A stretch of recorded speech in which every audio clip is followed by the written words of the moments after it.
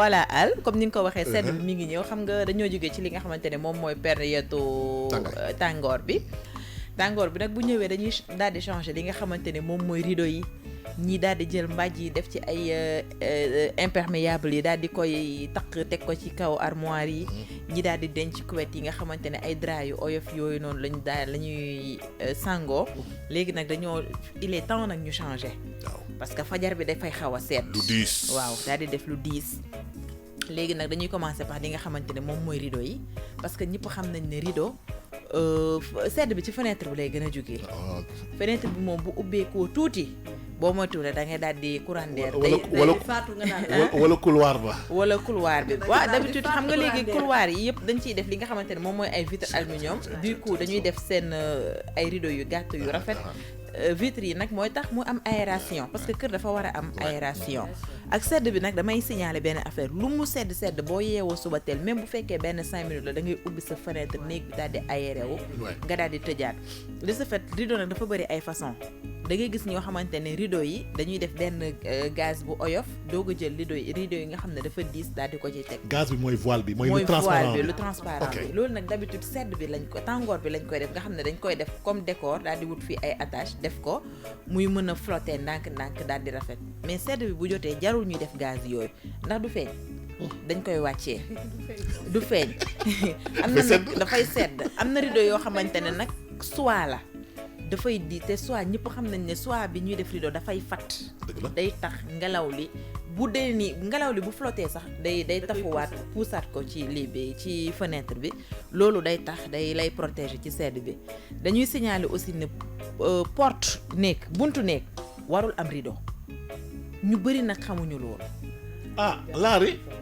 xoolal catalogue yi mujjee génn yépp nga xool ko fenêtre mooy am rideau man sama buntu néeg am na rideau waaw sa buntu loolu bu la neexee nga def ko question de choix la voilà mais boo xoolee ci catalogue yi nga xamante ne moom moo mujjee génn ñi nga xam ne ñoom ñoo yor catalogue yi ak décorateurs yi ñi ngi may déglu dinañ xam li may wax non si porte warul am rideau parce que ça def am na porte yoo xamante ne nii lay ubbeekoo boo defee rideau boo dee nii rek dafay xotti rideau bi sens bi muy génnee ko te porte d'habitude da ngay dugg di génn loolu da ngay tëjaale rideau bi bu fekkee ne beneen sens bi aussi nga ko defee li may te wax da ngay tëjaale rideau bi bu fekkee sens contraire bi aussi mën nga di yëkkati wala ngay takk voilà def loolu mais catalogue yu mujjee génn yëpp benn porte amu ci rideau fenêtre yi te loolu ça ne date pas d'aujourd'hui loolu moom lu yàgg la peut-être nag ñun ñoo am suñu ñun ñoo bëgg ay assorti def fenêtre bi nduroo ak porte bi daal di en fait buntu bi je pense que à la base pour lu tax ñu seen vidéo mooy pour ku romb du gis li nekk si biir ça dépend xam nga Sénégal dañoo am benn habitude du tabaxee noo xamante ne boo nee tëll rek da ngay jàkkaarloo ak néeg bi te loolu du yoon buntu néeg da nga ko war a def ba nga xamante ne isolé ba pare lal bi tamit waroo ko tegee position boo xamante ne dafay jàkkaarloo ak buntu néeg bi face à face ndax ku ubbi rek dafay daal di yam si yow te loolu amul benn sutura lal bi mën nga ko defee noo xamante ne soit nii lay demee mais warul jàkkaarloo ak fenêtre bi léegi ñu ñëwaat rideau yi daf ci am yoo xam ne dafa diis yooyu mooy li nga xamante ne pour seddaay lay doon am na ci ay rideau yoo xamante ne day mel ni genre leen boo xam ne boo ko xool day mel ni lu ñu maay dafay diis ngelaw du si dugg daanaka sax mën nga ko di ko sàngoo def ko mbàjj voilà waaye day xasan yaram de dafay non du xasan yaram matière bi am na yoo xamante ne am na yoo xamante ne dafay nooy rideau yi nag boo demee marché yëpp am na fa déjà boo demee marché HLM bii rek ci kaw tali bi am na ñoo xamante ne boo jëndee si yow yaay seet bi nga bëgg nga jënd ko tailleur bi mi ngi fa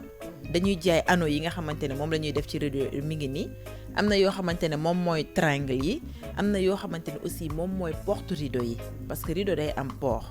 mooy yi nga xam ne ay genre anneau lay doon def nii si ngay dugal triangle bi teg ko léegi ci weñ yu rond yi nii ngay gis yooyu aussi dañ koy jaay boo demee ñoom boo jëndee rideau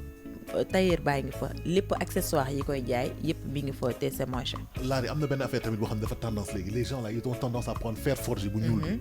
def ko sous forme de triangle après ak anneaux yi tamit ñu daal di koy mixé am na yoo xamante ne fer forgé yi dañ ciy def ay décor yoo xam ne su la neexee nga def ci argenté bu la neexee nga def doré bu la neexee nga def mort doré bu la neexee nga def ton sur ton wala nga def couleur bu la neex yow yaay seet bi nga xamante ne moom moo la gënal nga def ko question de choix la rek am na yoo xam ñoo xamante ne dañoo bëgg lu yomb dañuy dem marché rek jënd triangle yi nga xam ne dafa doore ñu daal di la koy defal mesure daal di lay daggal nga daal di ñëw daal di law si amul finition mais peut-être question de moyen la wala je sais pas gis nga léegi d'habitude boo demee ci kër yi 2 lañ koy def day am benn boo xam ne ci biir lay nekk am benn boo xamante ne day ñëw daal di xaw a yéeg mooy gën a yéeg tuuti bi ci biir moom la ñuy def rideau bi nga xamante ne voile lay doon mooy rideau d'habitude ay gaz lay doon yu oyof dafay rafet mën na nekk ay rayures mën na am ay motifs mën na am ay dessins léegi bi ci kaw comme souvent dañuy jël attache def ko unique lay doon da ngay wut sa ay attache daal di koy def ci côté yi am na attache yoo xam ne lam bi lañ koy woowee da ngay ñëw dugal ko day mel ni lu am benn genre ràbb bu dijji moom ngay dugal am na yoo xam ne da ngay ñëw daal di def benn na mu am benn cordon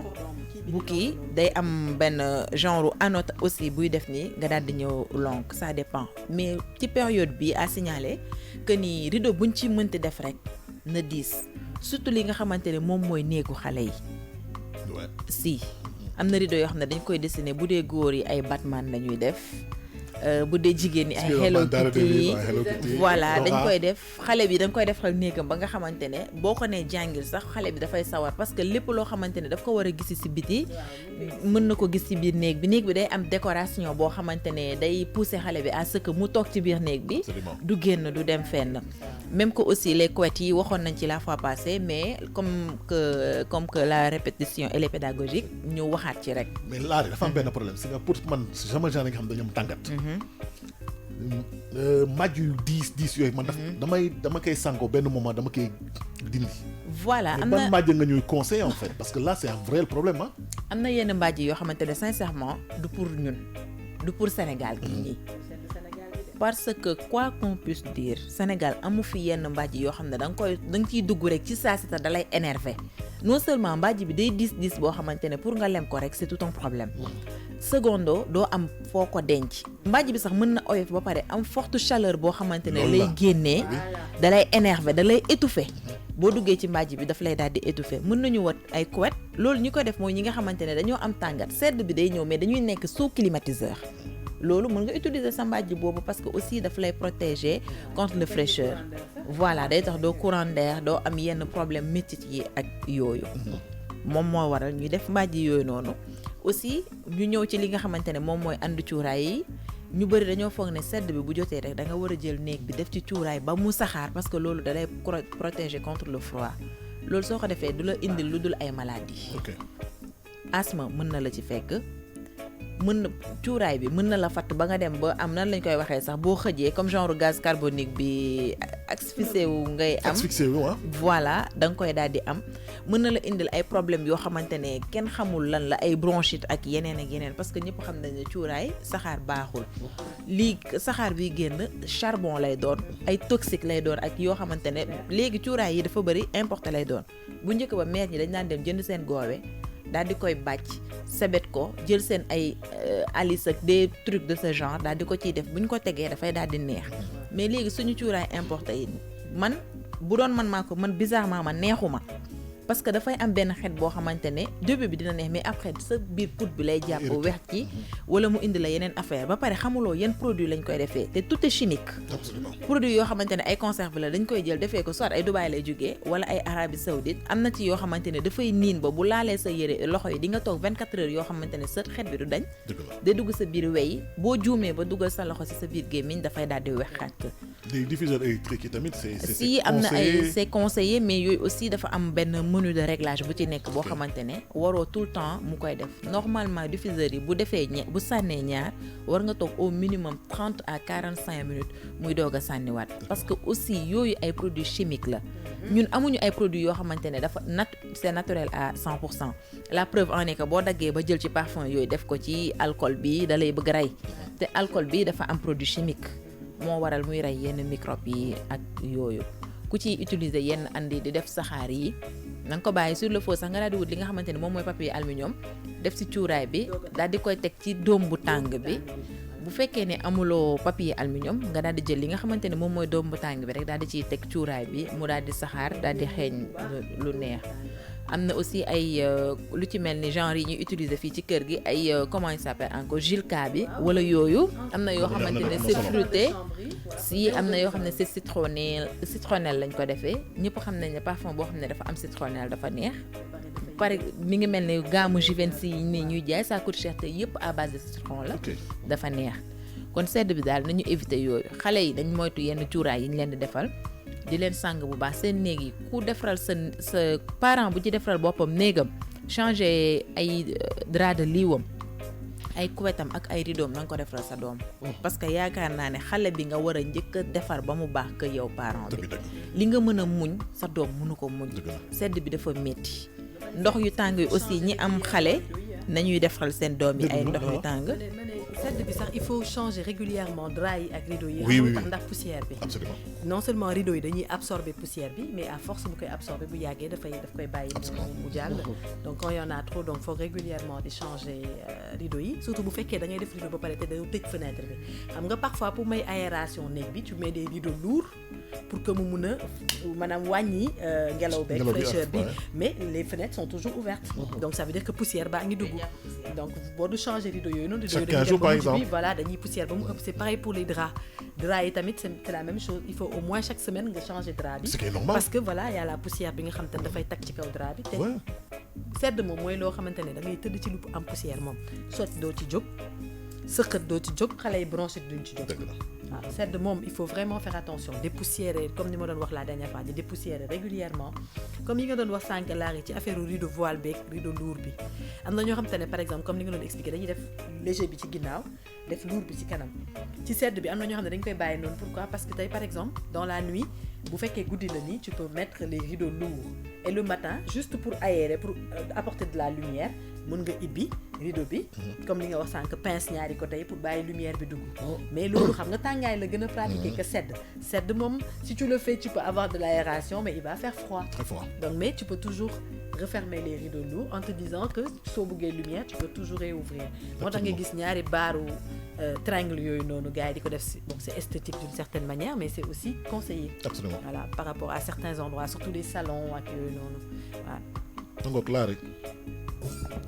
voilà comme li Maïté wax rek gis nga la dama ciy dellu si waat tuuti gis nga sedd bi par exemple fii yi ngeen doon wax la fois passée construction fu mu am ciment dafa sob suuf dafa sob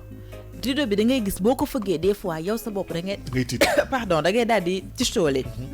te loolu waxuma sax ay affaire sëqët ay bronchite genre yooyu ay apollo la lay jox ndax sedd bi poussière bi dafay ñëw daal di dugg li nga xamante ne mooy sa biir bët yi daal di lay defal ay laas ak yooyu mën na la indil yeneen infection yoo xamante ne yow doo ci rendre compte te kër boo xamante ne dafa am ay xale ku si mel ni ñun suñu kër ay magum jëmm lañ mais foo ñu fekk dañuy doxe ba suñu xool seet ñu ñëw plonger sama kaw lalu yaay ay magum jëmm loolu il faut que de temps en temps ngay ñëw di changer li nga xamante ne moom mooy drap de lit bi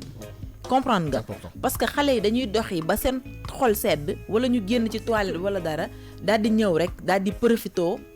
tëdd ci kaw lal bi kër bu xale am il faut que ñuy def loolu yow nag yaa war di dem di defar li nga di ko setal te rideau seddaay ak rideau ci boppam mooy loo xamante ne dafa neex a fóot question léegi yow en période de froid yan rideau nañu yan couleur nañu war a gën a mën a jënd quoi pour tàngal voilà parce que ça réchauffe en fait ak yan genre de tissu je pense que ne du rideau bi moom mooy tàngal néeg bi du couleur aussi moom mooy tàngal néeg bi bokkul ak si am na rideau yoo xam ni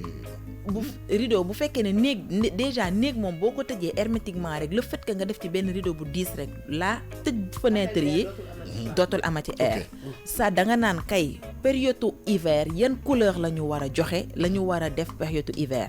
ça am na néeg yoo xamante ne par exemple bu fekkee Maïté dafa jël néegam décorer ko li nga xamante ne moom mooy mauve def ci rose dafa am ay couleurs yoo xamante ne moom mooy ànd ak décoration néegu couleur bu Maïté ça dépend ci couleur bu peinture bi bon ça dépend pas de la texture du rideau si ça dépend pas de la texture da ngay xool couleur peinture bi couleur bi mu àndal nga daal di def couleur bu mel noonu harmonie la par exemple rose gris dafa ànd marron beige ànd na jaune bleu ainsi de suite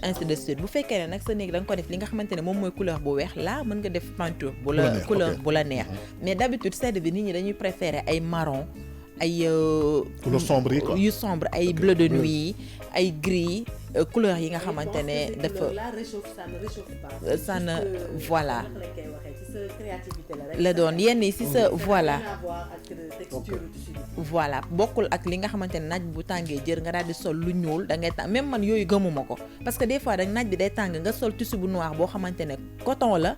da ngay nekk sa jàmm par rapport ak Seydina nga xamante ne dafa dem sol benn chemise boo xamante ne weex la mais en soie la là tu vas faire la différence entre les matière soie bi c'est une histoire de matière bokkul ak loolu noonu. ok.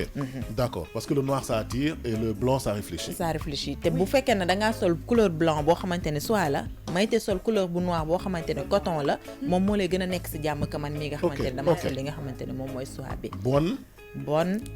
couleur bi amu ci dara da ngeen di xool couleur bu leen neex l'essentiel na rideau yi set te na diis ngeen koy fëgg aussi di wut ay tête de loup di dindi li nga xamante ne moom mooy lënd yi ak yooyu noonu voilà dafay daal di bëri tey lii lañ leen indiloon ci seen bon plan. D'accord. xam naa ne boo leen jëfandikoo samay wax di ngeen ci gis waaw ay njëriñ voilà moo tax ñu leen koy indi leen fii ba sedd bi di jeex lépp loo xamante ne xam nañ ko rek incha allah dinañ leen ko baaxee ñu daal di koy bokk ñun ñëpp ndax mu daal di ñuy jëriñ. incha allah rabbi 8h20 jot na c'était les bons plans Clary ñu doon wax maanaam la panoplie qu'il faut avoir chez soi en période de froid muy rideau darab ak ñoomin seen voilà tout a été passé en revue ak couvre-lit yeeg mbàjj yeeg. ak couette yeeg yooyu kawas yeeg. freezer ak njëgënaay yi. gants yi sax su la neexee ngeen génnee. waaw am na tamit lenn loo xamante bëggoon naa ko surtout njëgënaay yi am na njëgënaay yoo xamante ne dafa nooy.